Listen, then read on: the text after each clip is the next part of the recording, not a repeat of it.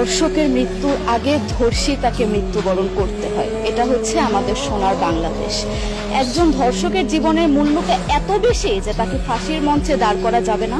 আমরা বাংলাদেশে কয়জন ধর্ষকের নাম জানি যাকে কঠোর থেকে কঠোরতম শাস্তি দেওয়া হয়েছে, যাকে ফাঁসির মঞ্চে দাঁড় করা হয়েছে? আমরা কি আদৌ কেউ জানি? জানি না। অথচ আমরা কতগুলো যারা ধর্ষিত হয়েছে তাদের নাম জানি, অনেক বড়। এই লিস্ট আসলে অনেক বড়, বলে শেষ করা যাবে না। কুমিল্লার তনু, মাগুরার আসিয়া, 2 দিন আগেও কিশোরগঞ্জে 8ম শ্রেণীর একটি ছাত্রীকে বাসা থেকে তুলে নিয়ে ধর্ষণ করা হচ্ছে। বাবার হাতে মেয়ে ধর্ষিত হচ্ছে, ভাইয়ের হাতে বোন ধর্ষিত হচ্ছে। আমরা আসলে নিরাপত্তা কোথায়? আমার মনে হচ্ছে আমরা যেন আইয়ামে জাহিলিয়া যুগে চলে গিয়েছি।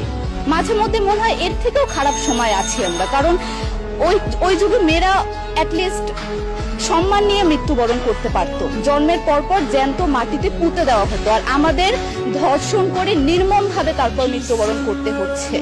যদি সরকার আমাদের ওই নিরাপত্তা নাই দিতে পারে, তাহলে সরকারের কাছে আমাদের অনুরোধ, আমাদের জ্যান্ত মাটিতে পুঁতে দেখ। আমরা বেঁচে থাকতে চাই না, আমরা সম্মান নিয়ে মৃত্যুবরণ করতে চাই।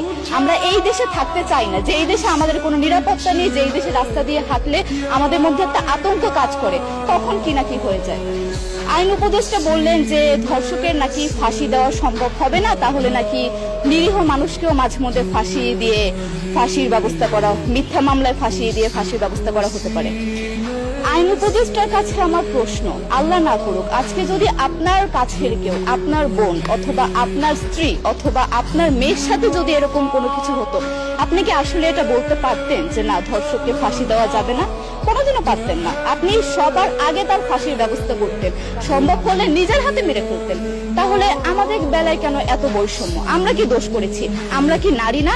আমরাও তো কারো বোন, আমরাও তো কোনো বাবার সন্তান, আমাদেরও তো বেঁচে থাকার অধিকার আছে, তাই না?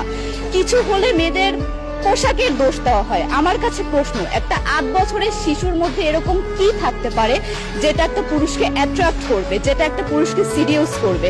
সেরকম হলে আসলে ধর্ষণ করা হতো সবসময় প্রাপ্তবয়স্ক মহিলাকে। কিন্তু আমরা আসলে পরিসংখ্যান গবেষণা করলে দেখতে পারি যে ধর্ষক সবচেয়ে বেশি করা হচ্ছে শিশুদেরকে, কিশোরীদের সবচেয়ে বেশি ধর্ষণ করা হচ্ছে।